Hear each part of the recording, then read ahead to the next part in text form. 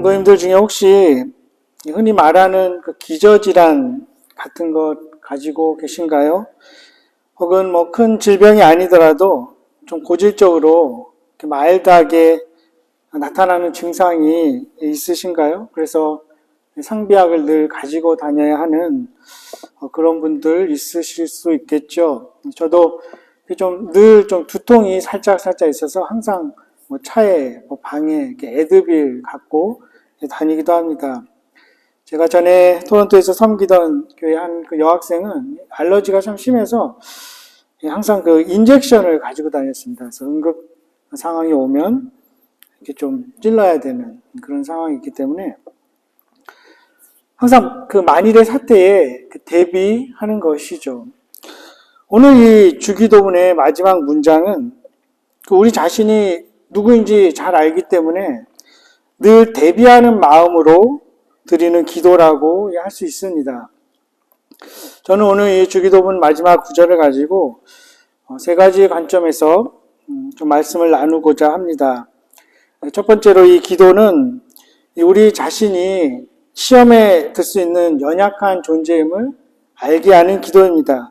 그래서 날마다 주님께 도움을 구하는 기도이죠. 우리가 성경에서 시험이라는 단어가 두 가지 의미로 사용되는 것을 보게 됩니다. 첫 번째는 하나님이 하시는 그 테스트로서의 시험입니다. 창세기 22장에 나오는 아브라함의 예가 대표적인 것이죠. 창세기 22장 1절 2절에 이렇게 되어 있습니다.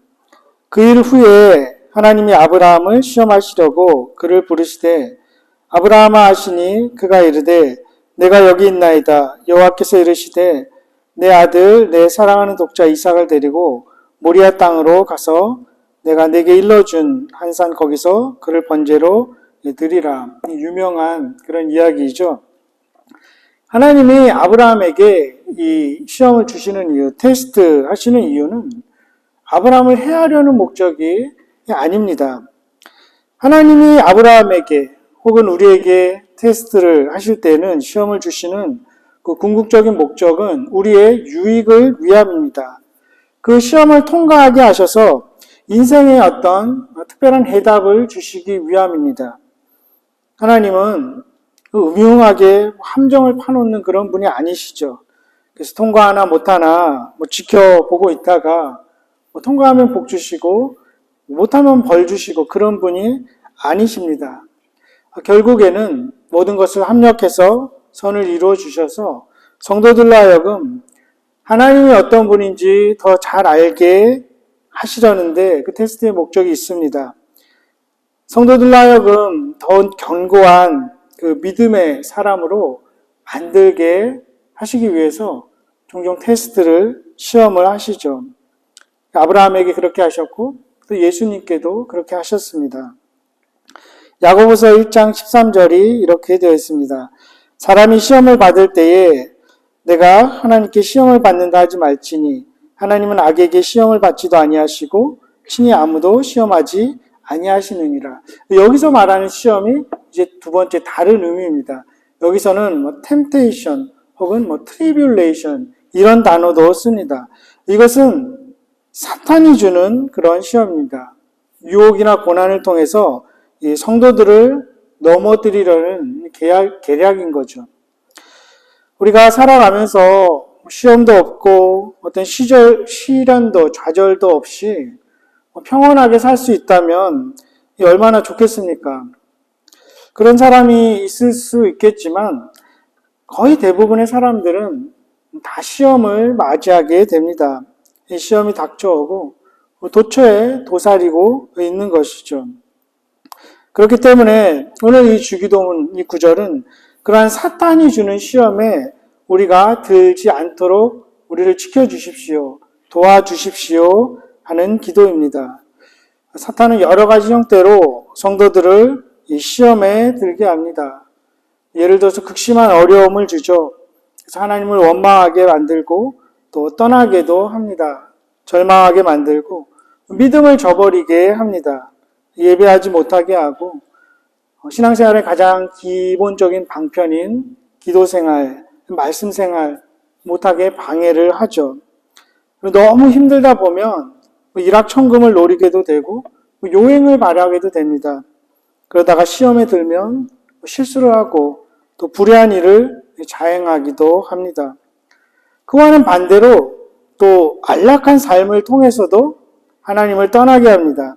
하나님이 필요 없다고 생각하게 하는 거죠.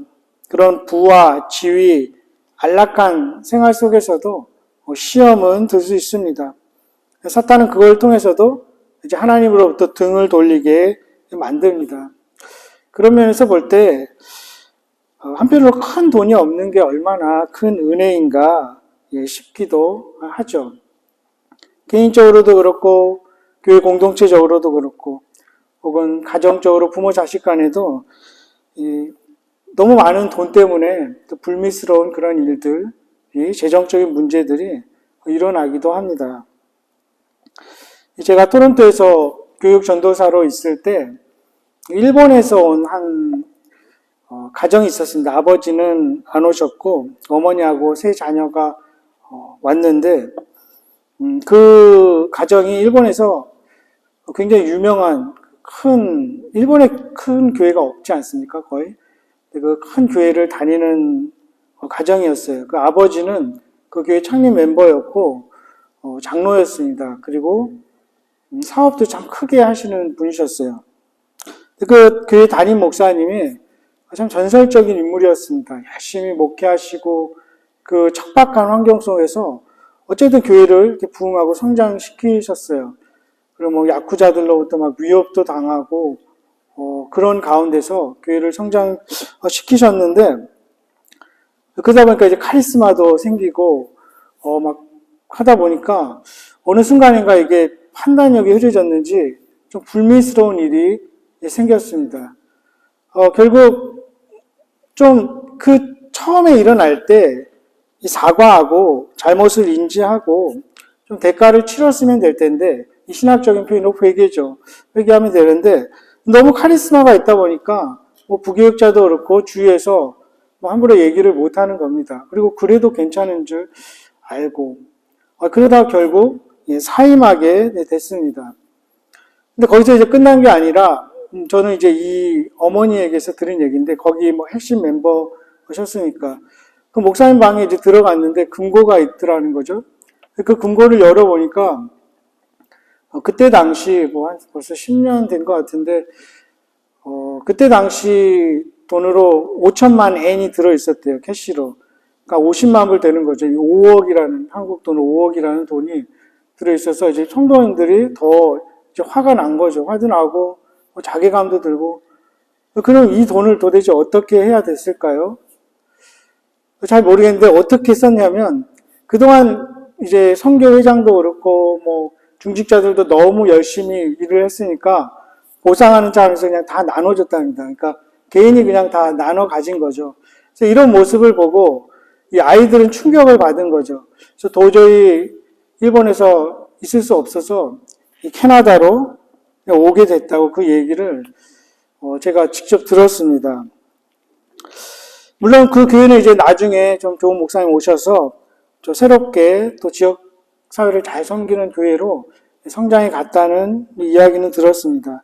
그 이야기를 들으면서 그 목사님이 차라리 카리스마가 없었더라면, 이 돈이 없었더라면 하는 생각을 하게 됐습니다.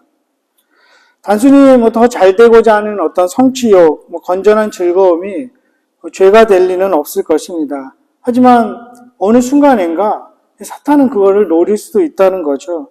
그것이 욕심으로 발전하면 탐욕스러운 사람이 되고 또 판단력도 흐려지게 되고 커다란 공동체가 무너지는 그런 시험거리가 될 수 있다는 것이죠. 그래서 어떻게 보면 교회 재정이 너무 부유하지 않은 것도 또 얼마나 은혜인가 싶기도 하고 또 믿음을 저버릴 정도의 외부적인 핍박이 없는 그런 삶이 얼마나 감사한 일인가 싶기도 합니다. 돌아보면 주님이 우리를 은혜로 다 늘 감싸주셨기 때문에 우리에게 고난과 유혹이 있었어도 완전히 무너지지 않고 우리가 여기에 서 있다고 생각을 합니다. 야고보서 1장 4절 또 14절 15절에 의하면 사람이 시험을 받는 것이 자기 욕심에 이끌려서 미혹됨이라고 합니다.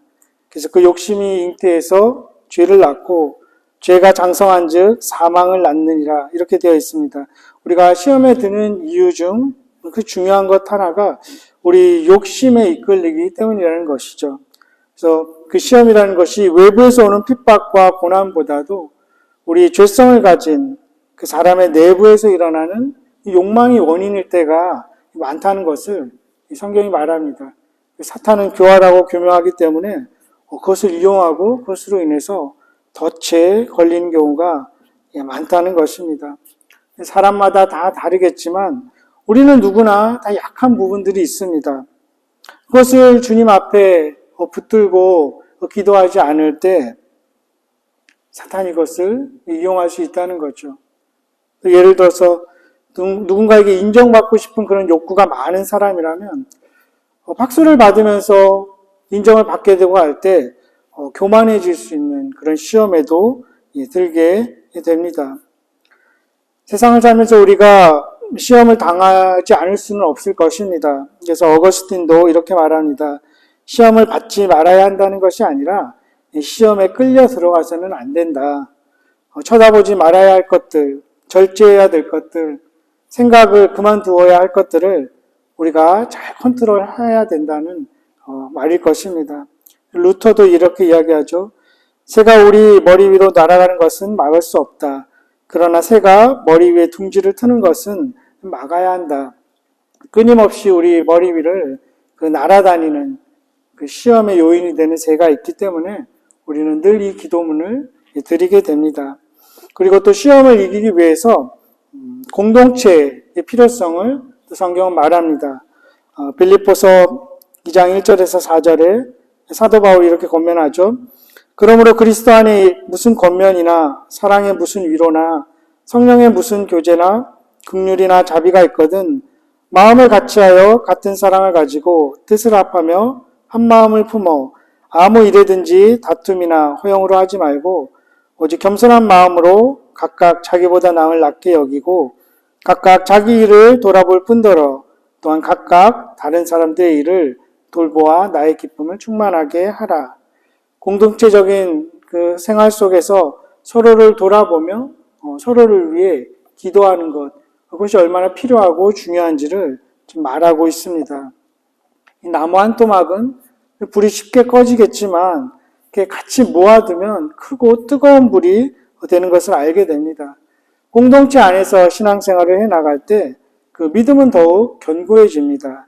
그리고 더 온전한 사랑을 배우게 되고 또 실천하게 되고 서로를 돌아보게 되고 기도하게 되고 또 서로를 보면서 더 겸손해지는 것입니다. 우리 모두 약한 부분이 있기 때문에 서로를 위해 기도하고 돌아보면서 유혹의 덫에 빠지지 않도록 또 반복되는 죄를 짓지 않도록 또 함께 교회를 핍박하는 그 세력과 싸워 이길 수 있도록 우리가 늘 이 기도를 드려야 할 것입니다. 우리 공동체도 부족하고 또 불편함이 있는 공동체일 수 있지만 서로서로를 위해서 늘 기도할 수 있는 공동체가 되기를 소망합니다. 그렇게 하시고 계신 줄 믿습니다. 더욱더 계속해서 함께 기도하는 그런 공동체가 되기를 소망합니다. 두 번째로 이 기도는 우리가 언제라도 우리도 악해질 수 있는 존재임을 아는 기도입니다. 그래서 주님의 도우심을 날마다 구하는 기도이죠. 여기 보면 이제 다만 악에서 구하시옵소서 하는데 이 다만이라는 그 단어 자체는 강조하는 부사입니다. 우리가 악에 빠질 수 있기 때문에 우리를 구하여 주십시오. 강조하는 거죠. 그리고 그 악에서 구하시옵소서 악이라는 단어도 보면 혹시 성경책을 갖고 계신 분들 보면 거기도 이렇게 괄호하고 번호가 써 있죠. 그래서 밑에 풋노트 보면 영어로는 evil one 혹은 한글로 악한 자 이렇게 되어 있습니다. 즉, 이 악 자체가 사탄, 악한 자라는 뜻입니다. 그래서 악이라는 게 어떤 추상적인 개념이 아니라 살아있는 그런 힘을 발휘하는 존재임을 이 성경이 우리에게 알려줍니다. C.S. 루이스가 말한 것처럼 이 현대인들은 어떤 악과 사탄 이런 개념을 자꾸 잊어버리게 사탄의 계략이라는 거죠. 가장 큰 사탄의 계략이 사탄이 없다고 생각하게 만드는 것이다. 이런 말도 하게 됩니다. 그 더 나아가서 신비스럽긴 한데 사람이 사탄의 모습을 할 수 있다는 것이죠. 예수님의 제자 중에 가룟 유다도 그랬습니다. 심지어 예수님의 수제자였던 베드로는 어떻습니까? 그렇게 큰 신앙 고백을 하고 그래서 그 고백 이후에 예수님께서 예수님의 교회를 세우신다고 약속하셨죠. 음부의 권세가 흔들지 못할 것이다. 천국의 열쇠까지 준 그 고백을 바로 한 후에 마태복음 16장 22절 23절에 이렇게 되어 있죠. 베드로가 예수를 붙들고 항변하여 이르되 주여 그리 마옵소서 이 일이 결코 주께 미치지 아니하리이다. 예수께서 돌이키시며 베드로에게 이르시되 사탄아 내 뒤로 물러가라. 너는 나를 넘어지게 하는 자로다. 내가 하나님의 일을 생각하지 아니하고 도리어 사람의 일을 생각하는도다 하시고 베드로 보고 사탄이라고까지 하시면서 이 엄하게 꾸짖는 모습입니다. 먼 훗날 베드로는 성도들에게 이렇게 이야기하죠. 베드로전서 5장 8절 9절에 근신하라 깨어라 너희 대적 마귀가 우는 사자같이 두루 삼키며 삼킬 자를 찾나니 너희는 믿음을 굳게 하여 그를 대적하라. 이는 세상에 있는 너희 형제들도 동일한 고난을 당하는 줄 알미라. 이렇게 권면할 수 있는 이유가 자신이 그러한 경험을 했기 때문에 자신이 어떤 악마적인 그런 모습이 될 수도 있다는 것을 경험했기 때문에 이렇게 성도들에게도 권면할 수 있는 것입니다. 종종 그럴 때 없으십니까? 어떻게 내 안에서 이런 악한 생각이 나오지? 어떻게 이렇게 악독한 그런 표현이 나오지? 저만 그런가요? 가끔 내 안에 이런 모습이 있다고? 이런 표정을 한다고? 이런 눈빛이 나온다고? 인간은 주님의 은혜가 아니면 참 누구라도 악해질 수 있는 것이죠. 그렇게 주님은 제자들에게 또 오늘날 모든 성도들에게 이 기도를 매일 드릴 것을 가르쳐 주시는 것입니다. 그리고 사탄은 하나님 나라를 위해서 무엇인가 시도하려고 하는 자들을 공격하기도 합니다. 주님 말씀대로 잘 살아보려고 하면 넘어뜨리려고 하죠. 아무 일도 안 하는 사람 공격하지는 않겠죠. 이미 본인 편이라고 생각할 수도 있기 때문에 뭔가 하나님을 위해서 하나님 나라와 영광을 위해서 액션을 취하고자 하면 사탄도 두려운가 보죠. 이렇게 공격하기도 합니다. 그때 우리는 참 연약한 존재임을 깨닫고 의존적으로 살아갈 수밖에 없는 자임을 깨달으면서 내가 죄 중에 태어났으니 이렇게 기도를 해야겠다. 하나님을 더 의지하고 말씀대로 살아가야겠다. 그렇게 우리는 또 결단하고 다짐하고 기도에 힘써야 할 것입니다. 어려운 일을 당하면 정말 다른 방법이 있을까요? 물론 해야 될 것은 해야 되지만 예전에 제 친구가 한 명 참 굉장히 어려운 일을 당했습니다. 근데 이렇게 얘기를 듣다 보니까 이 친구가 참 기분이 나쁠 것 같아도 제가 한마디를 해줬습니다. 너는 도대체 믿을 만한 게 하나도 없는 것 같은데 그때 표현으로 친구니까 개뿔도 없는데 왜 그렇게 기도를 안 하니? 좀 굉장히 기분이 나빴을 수도 있고 실제 좀 서먹해지긴 했는데 정말 그게 진심이었습니다. 목숨 걸고 기도라도 좀 해봐야 하지 않겠냐. 그렇게 얘기한 적도 있습니다. 그래갖고 돌아서니까 너무 미안하고 그래서 또 그런다고 할 것 같지도 않고 그래서 제가 대신 더 열심히 기도를 해야겠다 해서 기도한 경험이 있습니다. 마지막에 나중에 보니까 그 아내가 굉장히 열심히 기도를 하고 그 가정이 회복되는 그런 경험도 했었습니다. 주위에 그런 기도가 필요한 사람들이 있다면 그 사람이 혹시 못할 수도 있지 않습니까? 몰라서도 그렇고 믿음이 약해서도 그렇고 그런 분들 생각날 때마다 더 열심히 우리가 대신 중보기도 할 수 있었으면 좋겠습니다. 사탄이 우리를 이렇게 시험에 빠지게 하고 악의 모습을 나타내기는 하지만 우리가 시험에 늘 노출되어 있지만 그렇다고 우리는 벌벌 떠는 자들은 아닙니다. 두려움에 사로잡히지는 않습니다. 성령의 도우심으로 항상 기도하며 맞서고 살아가는 자들입니다. 우리 신앙의 목표가 단순히 죄 안 짓고 살기, 시험에 안 들기, 악해지지 않기, 이런 소극적인 목표일 수 없습니다. 우리는 분명히 또 실수할 것입니다. 우리는 분명히 시험을 마주할 것입니다. 하지만 이 기도를 날마다 드리는 자에게 하나님은 반드시 새로운 은혜를, 힘과 지혜를 주실 것입니다. 그 이유가 이 마지막 문장에 담겨 있습니다. 그것이 오늘 나누고자 하는 세 번째입니다. 이 기도는 연약한 우리의 기도를 들으시는 분이 누구인지 분명히 하는 기도입니다. 이 가로 안에 들어있지 않습니까? 그래서 그 라틴어 성경에는 잘 없는 그런 구절이라고 합니다. 물론 여러 가지 번역본이 있으니까 어떤 사본에는 또 있기도 합니다. 그리고 혹시 기억나시나요? 옛날 성경에는 대개라는 말이 들어있습니다. 대개, 주의 나라, 주의 권세. 이 대개라는 것이 헬라어로 호티라는 단어입니다. 영어로는 because of 그런 뜻입니다. 왜냐하면 이런 이야기이죠.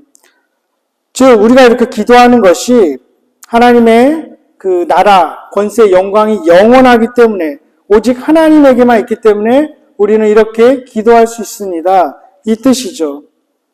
하나님이 우리에게 일용할 양식을 주실 것입니다.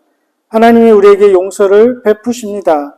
그리고 우리도 용서하는 자로, 평화를 사랑하는 자로 이 땅을 살아가게 될 것입니다.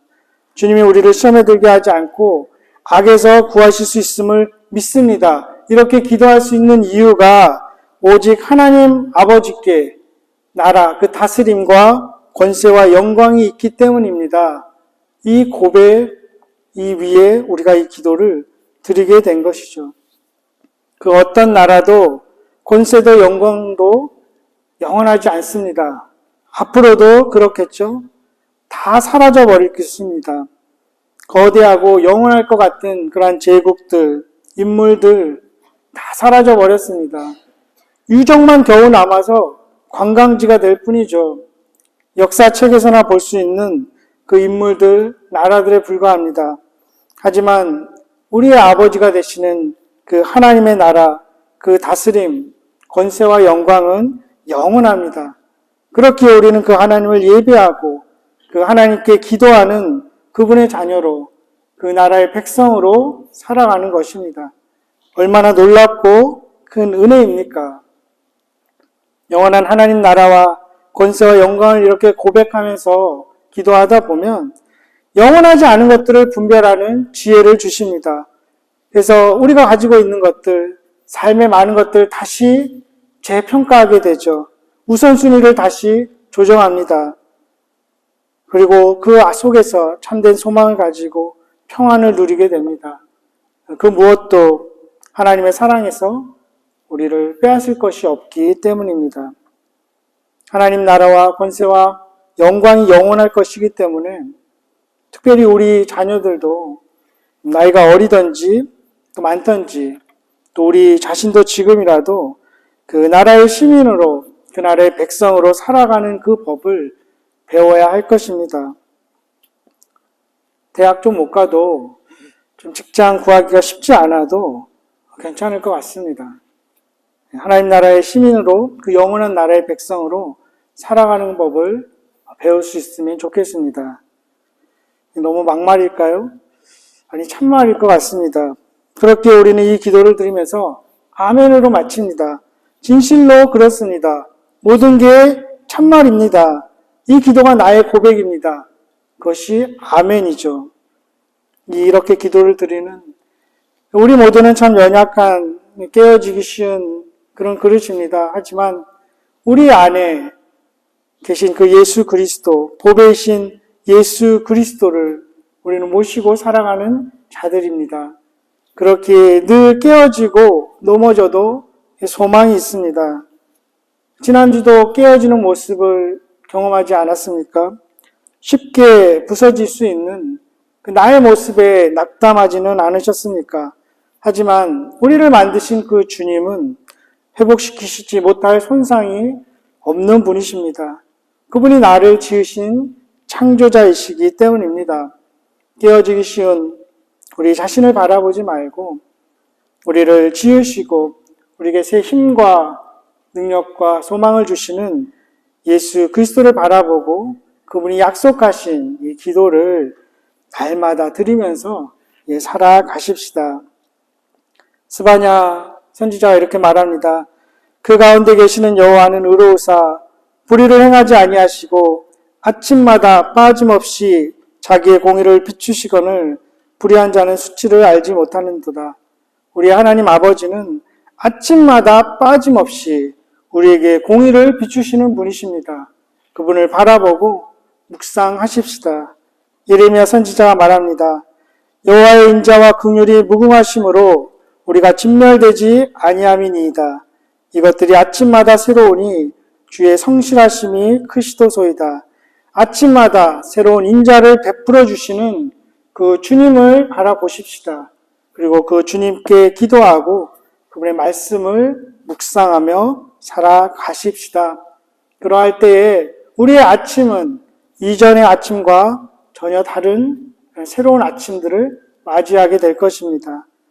이렇게 약속을 붙들고 살아가는 자의 아침이 뻔한 아침일 수 없을 것입니다. 우리 여러 주에 거쳐서 주기도문 말씀을 나누었습니다. 주기도문 기도의 시금석이라고 하죠. 시금석, 이사나 규서인가요? 그거를 함유해서 금인지 은인지 문질러서 순도를, 진위를 밝혀내는 돌이라고 합니다. 우리 기도에 불순물들이 들어갈 수 있다는 것이죠. 한다고 다 올바른 기도가 아님을 주님이 제자들에게 가르쳐 주십니다. 이 주기도문을 우리의 시금석으로 삼으면서 분명히 이전과는 다른 또 그런 기도의 능력 있는 기도의 삶을 살아가는 우리 모두가 될 수 있길 바랍니다. 이 주기도문이 들어있는 마태복음 6장이 어떻게 끝을 맺습니까? 제가 읽어드리겠습니다. 그러므로 염려하여 이르기를 무엇을 먹을까 무엇을 마실까 무엇을 입을까 하지 말라. 이는 다 이방인들이 구하는 것이라. 너희 하늘 아버지께서 이 모든 것이 너희에게 있어야 할 줄을 아시느니라. 그런즉 너희는 먼저 그의 나라와 그의 의를 구하라. 그리하면 이 모든 것을 너희에게 더하시리라. 그러므로 내일 일을 위하여 염려하지 말라. 내일 일은 내일이 염려할 것이요 한날의 괴로움은 그날로 족하니라. 우리 아버지 되시는 하나님의 약속입니다. 이 약속을 믿으면서 신실하게 늘 기도하시면서 살아가는 우리 성도님들 되시기를 주님의 이름으로 간절히 축원합니다.